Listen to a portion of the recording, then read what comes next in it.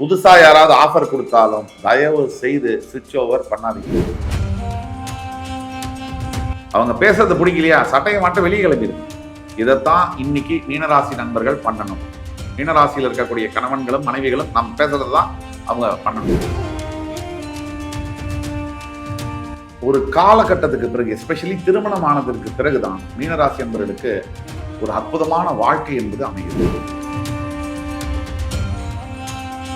சனி பகவானை பொறுத்த வரைக்கும் முதல்ல உங்களுக்கு செய்யக்கூடியது என்ன அப்படின்னா, சுயத்தை மறக்க வைப்பான்.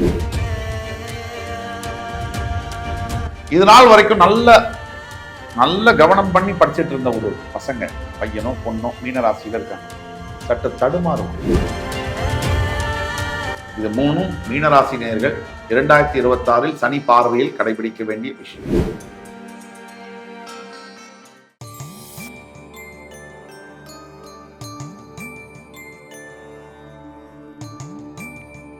வக்ரதுண்ட மகாகாய சூரியகோடி சமப்பிரப அவிக்னம் குருமே தேவ சர்வகாரியேஷு சர்வதா.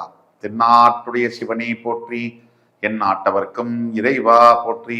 நண்பர்களே, இந்த புத்தம் புதிய காணொலியில் உங்கள் அத்துணை பேரையும் வரவேற்பதில் மிக்க மகிழ்ச்சி கொள்கிறேன். இன்றைக்கு நம்ம பேச போறது மீனராசி. 2026 மார்ச் 6 கும்பராசியிலிருந்து வாக்கிய பஞ்சாங்கப்படி பெயர்ந்து மீனராசிக்கு சனி பகவான் வந்தடைந்து ஜென்ம சனியை தருவார். அப்ப 2026 சனியுடைய பார்வை, இதுதான் தலைப்பு. அதாவது தலைப்புன்னா, மீனராசிக்கு 2026 என்ன நடக்கும், சனியுடைய ஆதிக்கம் மீனராசியின் மீது விழுகிறது. அதாவது மீனராசிக்கும் சனிக்கும் என்ன தொடர்பு? நிறைய தொடர்பு இருக்கு. மோட்சத்தை கொடுக்கக்கூடியவர் கேது அப்படின்னா, சனி ஆன்மீகத்தை கொடுக்கக்கூடியவர். ராகு பகவான் உச்சபட்ச டிட்டாச்மெண்டை தரக்கூடியவர். இந்த உலகத்தில் இருக்கிற அத்தனையும் அனுபவிக்க வேண்டும் என்று சொல்லக்கூடியவரும் ராகு தான். அதே ராகு தான் இந்த உலகத்துல எதுவுமே எனக்கு வேண்டாம், கோமணம் கூட எனக்கு வேண்டாம் அப்படின்னு சொல் வைப்பதும் ராகுவே. இந்த சனியுடைய ஹைபிரிட் வெர்ஷன் தான் ராகு. ஆனால் சனியுடைய தாக்கம் ஜென்ம சனியாக வரும்போது மீனத்திற்கு 2026 சனி ஒரு பார்வை. மீனராசியை பொறுத்த வரைக்கும் வாழ்க்கையில பிரச்சனை அப்படிங்கிறது புதுசு இல்லை. பிறந்த அன்னிலேருந்து சின்ன குழந்தையா இருக்கும் போதுலேருந்து பல பிரச்சனைகள், ஏக்கங்கள். இதை வாங்கணும், இதை செய்யணும், அதை பண்ணணும். இதுல 100 ஐட்டம் அந்த லிஸ்ட்ல இருக்குன்னு சொன்னா அதுல 50லேருந்து 60 கூட நிறைவேறல. அதாவது ஒரு காலகட்டத்துக்கு பிறகு, எஸ்பெஷலி திருமணம் ஆனதற்கு பிறகுதான் மீனராசி என்பவர்களுக்கு ஒரு அற்புதமான வாழ்க்கை என்பது அமைகிறது. இதுலயும் அவங்களுக்கு கன்ஃபியூஷன் இருக்கு. திருமணத்துக்கு அப்புறம் தானே எனக்கு பிரச்சனையே அப்படின்னு கேட்பாங்க. உண்மையில சொல்ல போனா, உங்களுடைய திருமணத்திற்கு முன்னாடி இருந்த வாழ்க்கையில நீங்க ஒண்ணுமே இல்லை. நீங்க திருமணத்திற்கு அப்புறம் தான் ஒரு மனிதனாக, ஒரு மிகப்பெரிய தலைவியாக, தலைவனாக உருவெடுத்திருக்கீங்க. இதுதான் சத்தியம். 2026 மார்ச் 6 சனி பயிற்சியான பிறகு சனி பகவானுக்கு எப்பவுமே 3, 7, 10 பார்வைகள் உண்டு. சனி பார்க்கின்ற பார்வைக்கும் பலம் உண்டு, சனி இருக்கின்ற வீட்டிற்கும் பலம் உண்டு. சனி உங்க ராசியின் மேல் விழுந்தவுடன் முதல்ல மனம் செயலிழந்து போகும், புத்தி செயலிழந்து போகும். இதுதான் உண்மை. இதை எப்படி சரி செய்யறது, இதை எப்படி அணுகிறது, அதை பத்தி கண்டிப்பா பேசுவோம் விரிவா. ஆனா ஒட்டு மொத்தத்துல சனி பகவானை பொறுத்த வரைக்கும் முதல்ல உங்களுக்கு செய்யக்கூடியது என்ன அப்படின்னா, சுயத்தை மறக்க வைப்பார். உங்களுடைய சிந்தனைகள், உங்களுடைய பேச்சுக்கள், உங்களுடைய செயல்கள்ல தடைகளும் தாமதங்களும் தவறுகளும் இருக்கும். இது தவறு இருக்கு அப்படின்னு நீங்க புரிஞ்சுக்கணும். அதான் முதல் படி. தவறே இல்லை அப்பெல்லாம் இல்லைன்னா சனி உங்களுக்கு எக்ஸ்ட்ரா டைம்ல ஒர்க் பண்றாருன்னு அர்த்தம். நம்பர் 1. 2, சனியுடைய 3ஆம் பார்வை என்பது உங்களுடைய ரிஷப ராசியின் மீது விழுகிறது. இந்த 3ஆம் பார்வையை பார்க்கக்கூடிய சனியினால் கல்வி படிக்கக்கூடிய மாணவ மாணவியர்களுக்கு ஃபோக்கஸ் டைவர்ட் ஆகும். இது நாள் வரைக்கும் நல்ல கவனம் பண்ணி படிச்சுட்டு இருந்த ஒரு பசங்க, பையனோ பொண்ணோ மீனராசியில இருக்காங்க, சற்று தடுமாறுவாங்க. 90 மார்க் எடுத்தவங்க 60 நிக்கிறாங்கன்னா பெத்தவங்களுக்கு, இந்த காலத்து பெத்தவங்களுக்கு எகிரும் பிபி. அதே மாதிரி நண்பர்களோட, தேவையில்லாத நண்பர்களோட பழக்க வழக்கங்கள், இங்கதான் கவனம். வாழ்க்கை எங்க தீர்மானம் ஆகுது தெரியுமா? நல்ல நண்பர்கள்னால. என்னுடைய சொந்த வாழ்க்கையில் ஒரு நண்பன் ஒரு நாள் ஒரு பேச்சுவார்த்தையில் அவர் சொன்ன ஒரு வார்த்தை என் வாழ்க்கையை புரட்டி போட்டது. அதே மாதிரி நல்ல நண்பர்கள் இருந்தால் உங்கள் வாழ்க்கையில நீங்க தேர்ந்தெடுக்கிற பாதையும் நல்ல பாதையாக இருக்கும், உங்களுடைய எதிர்காலமும் நல்லதா இருக்கும். நல்ல நண்பர்கள் இல்லாம ஜாலிக்காக டெம்பரரி சந்தோஷத்துக்காக நீங்க ஏதாவது ஒரு கச்சாமுச்சா ஆள நண்பரா தேர்ந்தெடுத்தீங்கன்னா அது பெண்களுக்கு தோழிகளும் சரி தோழர்களும் சரி முடிஞ்சது வாழ்க்கை. இது அனுபவத்துல சொல்றது. கெட்ட காலம் வந்துருச்சுன்னா நல்லதை கேட்க கூட நம்மளால முடியாது, இதுதான் உண்மை. அப்போ நல்ல காலம் இருந்துச்சுன்னா தான் நம்மளால நல்லதை கேட்க முடியும், கனெக்ட் பண்ணிக்க முடியும். இதை முதல்ல நீங்க புரிஞ்சுக்கணும். 3ஆம் பார்வையால் நண்பர்களால் தொல்லை வரும். பெரியவங்களுக்கு சின்னவங்களுக்கு எல்லாருக்குமே. பெரியவங்களை பொறுத்த வரைக்கும் ஜென்ம சனியில நண்பர்களால் என்ன தொல்லை வரும்? உங்களுடைய மனைவியை பத்தியோ கணவரை பத்தியோ அவங்க ஏத்தி விடுவாங்க. இப்ப இந்த காலத்துல நண்பர்கள் பண்ற வேலை என்ன தெரியுமா? அதுவும் ஒரு பெண்களுக்கு இருக்கக்கூடிய பெண் தோழிகள் என்ன பண்றாங்க தெரியுமா? இந்த மனைவி போய் அவங்கள்ட்ட சொல்லுவாங்க, என் குடும்பத்துல இந்த மாதிரி பிரச்சனை, கணவர் இப்படி பண்ணிட்டேன். அப்படியா? சும்மா விடாதே அவனை, முதல்ல கம்ப்ளைண்ட் கொடுத்து உள்ள போடும். உனக்கு இருக்கிற அழகுக்கு, நீ படிச்ச படிப்புக்கு எப்படிப்பட்ட வாழ்க்கையை நீ வாழலாம் தெரியுமா? இப்படின்னு சொல்லக்கூடியவங்க தான் முதல்ல இருக்காங்க. இவங்களுக்கு இதனால என்ன லாபமோ இல்லையோ, அடுத்தவங்க வீடு கெட்டு போயிடுச்சுன்னா அப்படியே 1/2 கிலோ அல்வா சாப்பிட்டா மாதிரி இவங்களுக்குலாம். வேற இவங்க தான் உங்களுக்கு உற்ற தோழர்கள் தோழிகள். இதேதான் மேல் ஃப்ரெண்ட்ஸ் சொல்லுவானா, ஒரு 2 நாள் கழிச்சு சொல்லுவாரு, அவ்வளவுதான்.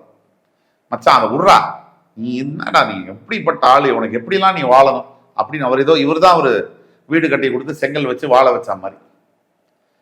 உண்மையான நண்பர்களாக இருந்தால் குடும்பத்தில் இருக்கக்கூடிய பிரச்சனைகளை நீங்கள் பகிர்ந்தால் ஃபர்ஸ்ட் அவங்க வார்த்தை என்ன தெரியுமா வரும்? நீ கவலைப்படாத, அமைதியாக இரு, உன் பக்கம் நியாயம் இருக்கு, இருந்தாலும் அவர்களுடைய பக்கமும் இந்தந்த நியாயங்கள் இருக்கு, 2 பேரும் உட்கார்ந்து பேசினா இது சரியாயிடும் இப்படின்னு சொல்றவங்க தான் உண்மையான நண்பர்கள் தோழர்கள் தோழிகளாக இருக்க முடியும். ஏத்தி விடுறவங்க எப்படி உண்மையான ஃப்ரெண்ட்ஸா இருக்க முடியும் கேட்டா, என்னோட ஃப்ரெண்டு மண்ணாங்கட்டி. ஃப்ரெண்ட்ஷிப்பை விட கணவன் மனைவி உறவு தான் பெருசு. ஃப்ரெண்ட்ஷிப் பெருசு தான், அது எந்த நிலையில் அப்படிங்கிறத பொறுத்து இருக்கு. கணவன் மனைவி உறவு என்பது சாகர வரைக்கும் வரக்கூடிய உறவு. எந்த ஃப்ரெண்டாவது சாகர வரைக்கும் வருவாங்களா? குறிப்பிட்ட சில பேர் வருவாங்க. செத்தா வரைன்னு சொல்ற ஃப்ரெண்ட்ஸ் அதிகமா இருக்காங்க இன்னைக்கு காலகட்டத்தில். அதனால அது ஒண்ணு. இந்த 3ஆம் பார்வையினால ஃப்ரெண்ட்ஸ் கிட்ட ஜாகிரதையா இருக்கணும் மீனராசி அன்பர்கள். அடுத்தது 3ஆம் பார்வையால பார்ட்னர்ஷிப் கம்பெனில நீங்க பார்ட்னரா இருக்கீங்கன்னா திஸ் இஸ் த டைம், உங்களுக்கு ரொம்ப நீங்க கவனமாக இருக்க வேண்டியது. அடுத்தது சனியுடைய 7ஆம் பார்வை. சனியுடைய 7ஆம் பார்வை என்பது ராசியின் 7ஆம் இடத்தில் விழும்போது சும்மாவே இருக்கக்கூடிய கணவன் மனைவி பிரச்சனை என்பது ஜோதி ஸ்வரூபமாக திருவண்ணாமலை ஜோதி மாதிரி எரியும். கணவன் கிட்டயோ மனைவி கிட்டயோ நீங்க இந்த கொடசல் பண்றது, குதர்க்கமா பேசுறது, இதெல்லாம் பல கணவன்மார்கள் மனைவிமார்கள் பண்ணுவாங்க. அதுலயும் இந்த மனைவிமார்கள் இருக்காங்களே, நான் பெண்களுக்கு எதிரோ மனைவிக்கு எதிரோ சொல்ல, கொடைஞ்சி எடுத்துருவாங்க அப்படியே ட்ரில் ஹோல்ஸ் போட்டு. அந்த ஆளு பாவம் வேலைக்கு போயிட்டு வரானே, அவனுக்கும் வசதி இருக்கும், உடம்பு, இவன் பெரிய ஆம்பளையா, என்ன இது அது இது, இதெல்லாம் கேட்டு இன்னைக்கு காலகட்டத்தில் மிகவும் தரைகுறைவாக பேசி கணவன் கிட்ட போட்டி போடுறதுனால உங்களுக்கு சத்தியமா சொல்றேன், அன்னைக்கு வேணா மனசு ஆறுதலா இருக்கும், ஜெயிக்கலாம். லாங் டேர்ம்ல உங்க வாழ்க்கை வேஸ்டா தான் ஆகுது. நான் பார்க்கிறேன் பல பேர். இதேதான் கணவன்மார்களுக்கும் மனைவியை ஏமாத்துறதும், அவங்கள பொய் சொல்றதும், அவங்கள கண்ணாப்பினான் கெட்ட வார்த்தையில திட்டுறதும் அடிக்கிறதும் நல்லதே இல்லை. அவங்க பேசுறது பிடிக்கலையா, சட்டையை மட்டும் வெளியே கிளம்பிடுங்க. இதைத்தான் இன்னைக்கு மீனராசி நண்பர்கள் பண்ணணும். மீனராசியில் இருக்கக்கூடிய கணவன்களும் மனைவிகளும் நாம் பேசுறது தான் அவங்க பண்ணணும். அதே மாதிரி சனி பகவானுடைய பார்வை 10ஆம் பார்வை என்பது உங்கள் ராசியிலிருந்து 10ஆம் பார்வை என்பது விழும். 10ஆம் இடத்துல வரக்கூடிய பார்வை என்பது கர்மஸ்தானம். வேலை செய்கிற இடத்துல சாதாரணமாகவே வேலை நமக்கு கொடுக்கிறவங்க நம்ம மேல ஆதிக்கம் செலுத்தத்தான் செய்வார்கள். இது ஆங்கிலத்தில் ஒரு வாக்கியம் உண்டு, the stronger will always dominate the weaker. ஒரு எடுத்துக்காட்டுக்கு புலி மானை கண்டா டாமினேட் பண்ணதான் செய்யும். அதே மாதிரி ஒரு நாய் பூனையை கண்டா டாமினேட் பண்ணதான் செய்யும். யானை புலியை கண்டா டாமினேட் பண்ணதான் செய்யும். இப்படி எப்பவுமே எந்த ஒரு இதுவும் எது ஸ்ட்ராங்கா இருக்கோ அது வீக்கா இருக்கிறத டாமினேட் பண்ணும். இது பிரபஞ்சத்தின் நியதி. இதுல குறை கூறுவதற்கு ஒன்றுமே இல்லை.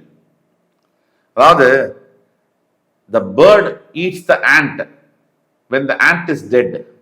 The ant eats the bird when the bird is dead ன்னு சொல்லுவாங்க. இது ஒரு சுழற்சி முறைன்னு சொல்லுவாங்க.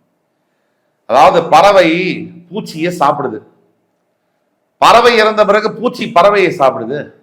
இதுதான் இயற்கையுடைய சட்டம், நியதி. இதுல குறை கூறுவதற்கு, நல்லது கெட்டது கூற முடியாது. அப்படித்தான் வேலை செய்யற இடத்துல நம்மளை அவமானமா பார்க்கறதும் அசிங்கமா பேசுறதும் நடக்கத்தான் செய்து, எல்லா இடங்களையும் நடக்குது. இது ஒரு ஆபீஸ் நம்ம கூலி தொழில் பண்றோம் அப்படிலாம் கிடையாது. அதுல இருந்து வெளில வந்துருக்கு.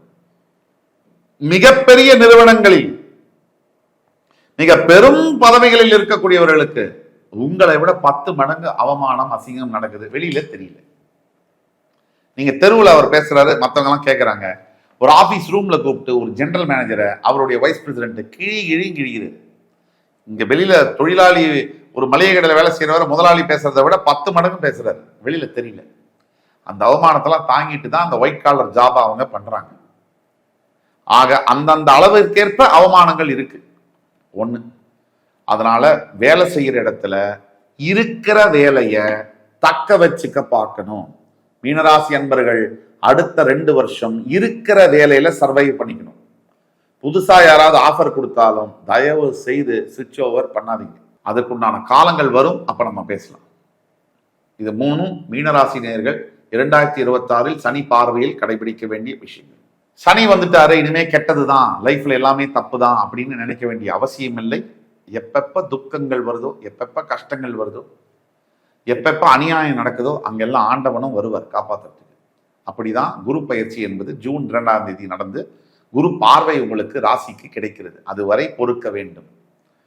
பொறுத்தார் பூமி ஆழ்வார்னு சும்மாலாம் சொல்லிட்டு போல, வாழ்ந்து பார்த்து தோத்து ஜெயிச்சு சொல்றது. ஆக மீனராசிக்கு கண்டிப்பாக டெஃபினட்டாக சக்சஸ் என்பது உண்டு, அதுல டவுட்டே வேண்டியதில்லை. வெற்றி உங்களுக்கு நாளை நமதே என்று கூறி இந்த எபிசோட முடிச்சுக்கிறோம். அடுத்து வரும் சந்தர்ப்பத்தில் வேறொரு நிகழ்ச்சியில் உங்களை மறுபடி சந்திக்கும் வரை உங்களிடமிருந்து விடைபெறுவது உங்கள் சுபாஷ் பாலகிருஷ்ணன். நன்றி, வணக்கம், வாழ்க வளம்.